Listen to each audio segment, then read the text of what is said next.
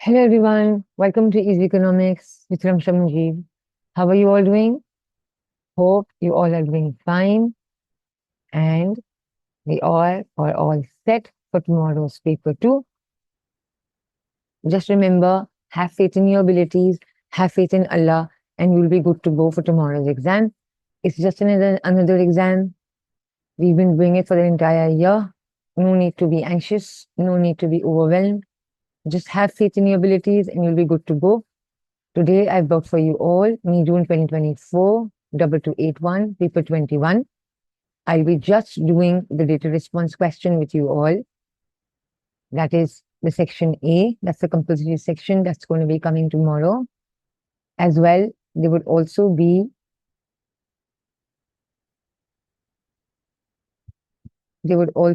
section B, in which 3 questions are you have to answer. I have earlier shared with you all a detailed video in how to go about answering and attempting paper 2. I'll be sharing the link at the end of this video. You can have a look at it, in which you can see how to go about answering questions specifically to section B. Here today only I'm going to be doing with section A of this paper variant of May June 2024. All right, so let's begin. You've got 2 ways in answering to data response question, the case study question. A, you can directly go ahead looking at the questions and then read the case study. Or B, first read the data source and then read the question. I go with this method. At first, I read the source, underline the key phrases, the key data, the stats available, and then I look at the question so that once I'm there with the question, I have a fair idea of what the text source is about and what the details were relevant, which I had already underlined. So it helps me jumpstart with the questions there and then only. All right. But then again, it's up to your comfort level and it depends on your discretion. All right. So first, I'll be doing the reading the text and explaining you the key terms. Now, they're giving you the source material. They've given you first a table in which they've given you a fact file for Nicaragua. That's a country. And they're asking you what will be the future for Nicaragua. For 2020, they've given you certain stats. They've given you the population, that's around 6.5 million. They've given you the labor force that accounts for 3.1 million. They've shown you the unemployment rate, which accounts for 4.8%. They've given you the economic growth rate, which is a negative 4.3%. That means the economy was not growing, however, it was shrinking. Economic growth is negative. Agricultural exports as a percentage of total exports is 60%. This means this country is heavily dependent upon its agriculture. The exports account for 60%. Primary sector, heavily dependent. Now they say Nicaragua is the largest country in Central America. It has a large agriculture sector, with coffee being its main exports. It's estimated that a 10% change in the price of coffee brings about a 3% change in the quantity of coffee demanded. The country's agricultural output is prone to natural disasters, including droughts and earthquakes. That means the supply of agricultural output, including coffee, will be greatly impacted if there are droughts or earthquakes. Next, they say that the GDP per head in Central America, Nicaragua has the lowest GDP per head. Wages are particularly low in the rural areas. There's a high degree of income inequality. Firms earn lower profits than in other Central American countries. So this means there are some certain trouble issues. Income inequality prevails. Wages are comparatively lower, right? GDP per head is the lowest. Next, they are saying that the number of Nicaraguans who are willing and able to work but could not find a job increased as calculated by the claimant account in the labor force survey in 2020. So now they are saying there are again people who want to work but they are unable to find jobs. Then they are saying that the purchasing power of Nicaraguan consumers fell in 2020 as prices rose by more than incomes. What does this mean? This means that the real power of money, right? The real value of money fell. This means what? That the inflation was higher than the percentage change in incomes of people, right? When? In 2020. So this means people were worse off. Next, they tell you that the country's currency, Cordoba, was still generally acceptable and it continued to be providing the function of medium of exchange and store of value. Again, they mention you two functions of money over here. Next, they say that Nicaragua's future economic performance will be affected by a number of certain factors. A, the proportion of the labor force employed in agriculture. B, the size of the country's firms. And C, what the country produces. So they say that the future performance of Nicaragua would be dependent on these three key factors. Finally, in the end, they've given you a table. The first part of the table shows different countries. The second part shows you the percentage of the labor force each country has engaged in agriculture. And the last column displays the GDP per head earned by each country. I'll explain you this table once we look at specifically at the question that talks about this table in particular. Let's look at the last paragraph. The last paragraph tells us that Nicaraguan firms tend to be relatively small. And the reason is they need to get to know their individual consumers' requirements better. But they are not large enough to benefit from economies of scale. They are saying that in recent years, there has been a boom in coffee shops in Nicaragua. That means the demand must have been increasing. That is why the supply or the outlets of such outlets have been increasing. Then they say between 2015 and 2020, the number of coffee shops more than doubled in the country.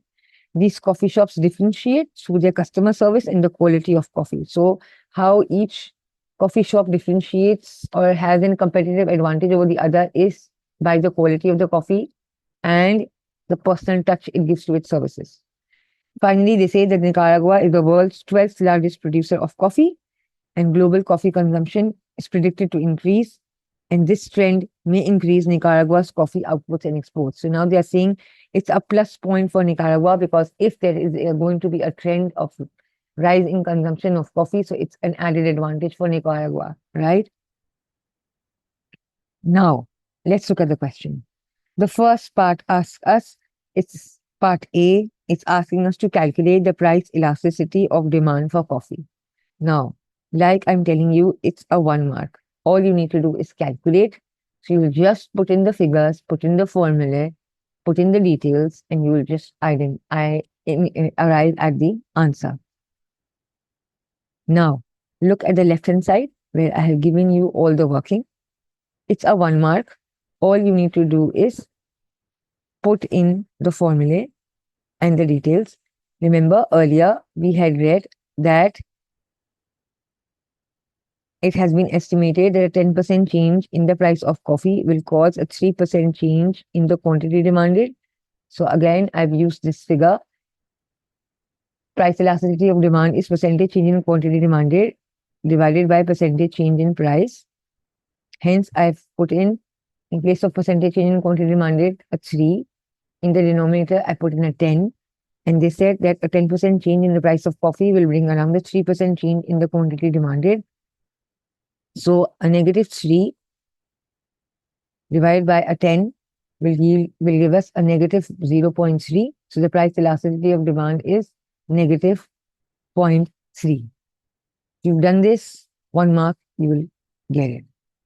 Part B. Part B says, identify 2 rewards to factors of production in Nicaragua. Now look at the key term. It says identify. All you need to do is pick those 2 rewards to factors of production, those 2 payments to factors of production from the source only. So you cannot say rent for land. 2 rewards to factors of production they have mentioned in the source is profit to businesses and wages to labor. You will just write these 2 terms and straight forward you'll get those 2 marks. Why? Because the key term was identify. Part C. Explain 1 way in which unemployment is measured. Now, the examiner report tells us that the candidates got confused in this part and all they did was to tell how to calculate unemployment. Now, reread the question. They are not asking you how unemployment is calculated. What are they asking you? They are asking you explain 1 way in which unemployment is measured. So now, come on, you tell me which two ways you know are used in order to measure unemployment? Yes, one is the labor force survey, and the second is the claim and count method. They have even mentioned these two measures in the source as well. Remember, they talked us about claim and count and the labor force survey. See, I'll also show it to you. Here it is. So it's all given there. Now, it depends on you which method you are going to say, which measure are you going to say. It's a 2 mark part. So 1 mark they will give you if you just mentioned the way, and 1 mark will go on to explaining it. So 1 mark is for identification and 1 mark is for the explanation. That's how the marks distribution is going to be done. So you can say unemployment can be measured by using the labor force survey method and by the claim and count method. If you are going to explain the labor force survey method, so you can say it's a measure of unemployment which counts as unemployed people who identify as such in a survey.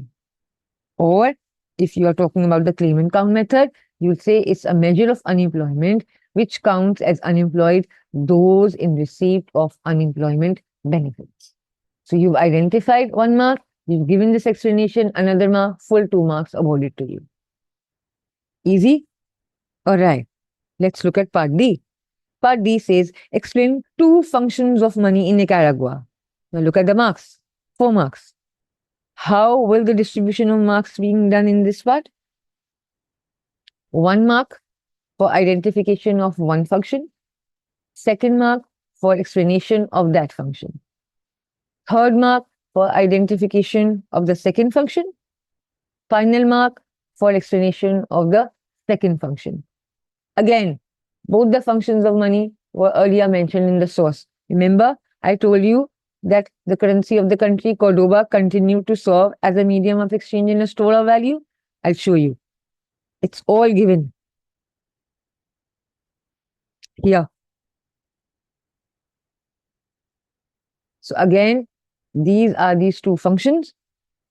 First, I'll say medium of exchange. Second, I'll say store of value. Medium of exchange is what? When products are exchanged for money and that money is used to trade or buy and sell goods or products. Store of value function. By store of value function, I mean that money can be saved and it does not deteriorate with time. You've identified, you've explained, for 4 marks. All right, part D. Part D we've done, it's part E now. Part E says, analyze the relationship between the percentage of the labor force employed in agriculture and GDP per head. So now you've got to identify the relationship that exists between the labor force percentage that is employed in agriculture and the GDP per head. For this, we need to look at this last table given in the data. Now, how will we go about answering this question? It's again a 4-mark question. First, we need to identify the relationship between the percentage of labor force employed and the GDP per head. So first, we are going to identify whether there exists a negative relationship or a positive relationship. What does that mean? This means that if the labor force employed in agriculture, the percentage of labor force employed in agriculture, if it is increasing, so what will be the impact on the GDP per head? As the labor force employed in agriculture is increasing, is the GDP per head increasing or decreasing? Now, if you look at the information given in the table, the first piece of information says in Bahamas, 3% of labor force is employed in agriculture and the GDP per head is enjoying is 25,194. That's the highest. Which means what? The least amount of labor force was employed in agriculture, yet the country was enjoying the highest GDP per head. As you look at Barbados, again, the labor force now is increasing. It's 10% and the GDP per head is 15,374. That's the second largest. Go on to Costa Rica, it's 14% and the GDP per head is the third largest, which is 12,141. So you can deduce that there exists an inverse or a negative relationship between the percentage of labor force employed in agriculture and the GDP per head, which says that more a country's labor force is concentrated in the agriculture sector, the lower its GDP per head. Or it could be that the lesser the percentage of a country's labor force is concentrated in the agriculture sector, the higher would be its GDP per head. Either ways, you've made this stance. So the first way of answering this analyzed question is you say this step. Then, in order to justify this statement of yours, you'll give an example. What makes you say that? For instance, just like I've said, for example, Bahamas has the lowest percentage of population employed in agriculture, which is 3%, yet it enjoys the highest GDP per head, which is $25,194. Or you could say St. Lucia has 22% of labor force employed in agriculture, and it has a GDP per head of $8,805. Now, if you've done both of these two steps, 2 marks out of this 4-mark question, you've been awarded straightforward. Now you'll give a reason to this explanation. You say, why could this be why could this be occurring? Why is this relationship existing? Now look at the explanation I've given. This could be attributed to the fact that the agriculture workers are paid lower than people of other sectors. This means what? That relatively, as in comparison to the other sectors, the secondary and the tertiary sectors tend to contribute relatively high, or they put in a larger amount of value addition. Hence, people are paid higher in those sectors, right? Rather than in the primary sector or in the agriculture sector, right? So far, 3 points. However, now comes the trick part. There exists an anomaly. And what's the anomaly? Now let's look at the table carefully. I've zoomed in for you to look at it carefully. Now, if you look at it, Dominica has 40% of labor force employed in agriculture, yet its GDP per head is $7,004. Right? Now, if you look at St. Lucia, the GDP per head was 22%, and the labor force was 22%, and the GDP per head was 8,805. If you look at Nicaragua, the labor force employed is 31%, and the GDP per head is $1,905. Now, Dominica is the country that has the largest percentage of labor force employed in agriculture, 40%. So if we go by that relationship, that the higher amount of labor force employed in agriculture, the lower should be its GDP per head. So by this relationship, Dominica should have been having a lower GDP than Nicaragua. You see, Nicaragua has 1,905 GDP per head, but Dominica has 7,004. So Dominica should have been having a lesser GDP per head. Why is Dominica having a higher GDP per head? Because it is employing 40% of labor force. In agriculture, Nicaragua is only employing 31%. Yet Nicaragua is earning a GDP per head of 1,905, which is way less than Dominica, although Dominica has a higher percentage of labor force, 40%, but its GDP per head is higher, 7,004. So now you say, however, there exists an exception or an anomaly. Dominica has the largest percentage of population of 40%, but a GDP of 7,004. Nicaragua has second largest, but has a GDP of 1,905. So Dominica should have a lower GDP because it has a larger percentage of population in agriculture as compared to Nicaragua. Now you'll give finally a reason. You say that this shows that there are other factors that affects the GDP per head. All right. So this is how you'll go on answering the analyzed question of section A. I hope this is clear. Still, if you want, go back and re-listen to what method I had adopted, and you'll be good to go. All right? Go over it again. Now let's look at part E. Part E talks about a demand and a supply diagram. It's easy. It says analyze using a demand and a supply diagram how a drought could affect the market for coffee. Now, We all know when a drought occurs, what happens? Will it be impacting the supply or will it be affecting the demand? Yes, it will be affecting the supply. Now, when a drought occurs, what happens? The supply will fall or rise. Yes, the supply will fall. So the supply of coffee will fall. There will be a shortage. What should happen? The supply curve will shift towards the left. It will shift inwards. Now, look at the question. It's a 4-mark question. How will the mark distribution is done? Now, I'll zoom in for you. They are saying that if you've drawn the axis properly, the vertical axis should display the price, the horizontal axis should display the quantity, 1 mark. If you've drawn the demand in the supply diagram, initial demand in the supply diagram correctly, 1 mark. The 3rd mark will be awarded to you if you've shown the correct shift of the supply curve inwards towards the left. The 3rd mark and the final mark will be awarded to you if you've shown the equilibrium. Initially, the equilibrium was at E, and then the equilibrium became E1. When the supply curve shifted inwards, the price rose from P to P1.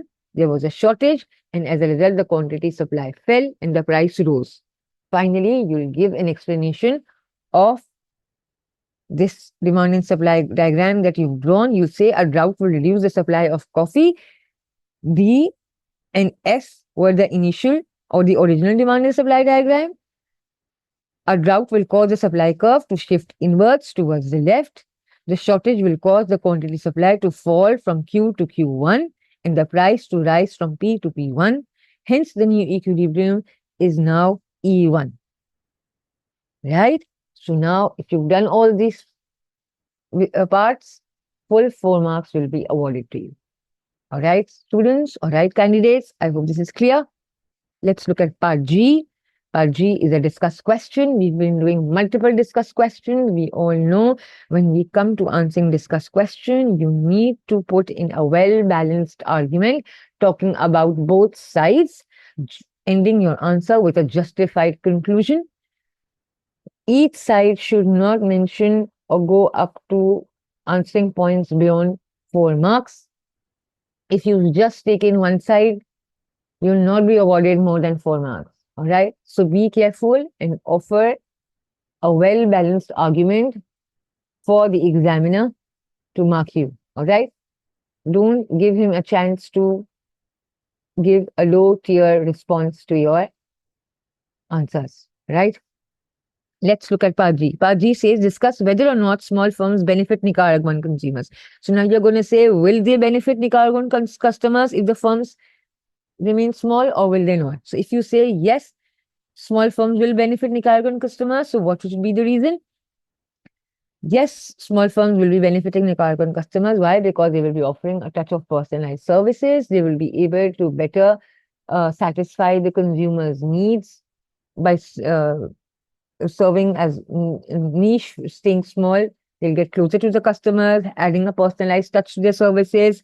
They'll be flexible, it will be easier to wind up, provide services, cater to their individual needs, right? As they will be small, they will be offering you competitive prices, the quality will be higher, the prices will be relatively low, again, benefiting the customers. However, you could say that remaining small could not be benefiting Nicaraguan customers. Why? Because they will not be able to enjoy economies of scale. Prices might not be that low. Why? Because the firm will be small and they might not be able to experience lower average costs. So it might not be favoring the Nicaraguan consumers. Remaining small could also mean that since they have limited funds, they would not be able to satisfy the consumer wants, and they will not be able to provide innovative services, or they might be compromising on their quality, or might not be able to offer a variety of services. So Nicaraguan consumers might not be then be able to fully enjoy the benefits, right? So then you're going to end your answer with a justified conclusion. Let's look at part H. Part H is again a 6-mark question. It's again a discuss question. It's asking you discuss whether or not Nicaragua should devote more of its resources to coffee production. Now in this part, they're asking you, should Nicaragua continue to put more and more resources to coffee production, or it should not? Now, if you say that yes, Nicaragua should continue to devote more resources for coffee production, so you can say that yes, Nicaragua was the 12th largest producer of coffee. 31% of population is employed in agriculture.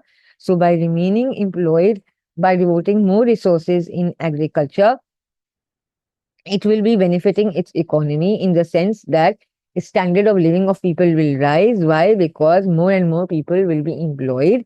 The standard of living of people will improve. They'll be better off. The country will be able to enjoy a higher GDP per head. Income levels will rise. Poverty level will reduce. The span of operations will increase. The production level will increase. So employment level will boost, purchasing power of people will improve, they will be better off, the country will be able to produce more, hence it will be able to export more, it will be earning more in terms of its export revenue, so the balance of payment is going to be in a favorable position, the exports revenue is going to rise, more of foreign currency the country is going to achieve. Moreover, it's also stated, so overall the standard of living of consumers will improve, the country will be better off. It has also been stated that globally it's expected that the coffee consumption is going to rise. So this means that the exports of the country will boost, economies of scale can be enjoyed, the average cost of production will fall. Hence, the revenue will increase both for the government as well in terms of taxes and in terms of people, in terms of firms for profits and for individuals in terms of their real incomes rising. However, you can say that no, it should not devote more and more its resources towards coffee production. Why? Because resources have an opportunity cost. And if the country decides to devote its resources to other sectors, for instance, secondary or the tertiary sectors, perhaps it could earn a better value addition, right? Rather than devoting more resources to agriculture. Then if it's only devoting its resources to the agriculture sector, it would be dependent on other countries. So it's better to devote resources to other sectors as well, such as tertiary and secondary, and to be less dependent on other countries, right? However, it will also be better to devote resources for in other sectors.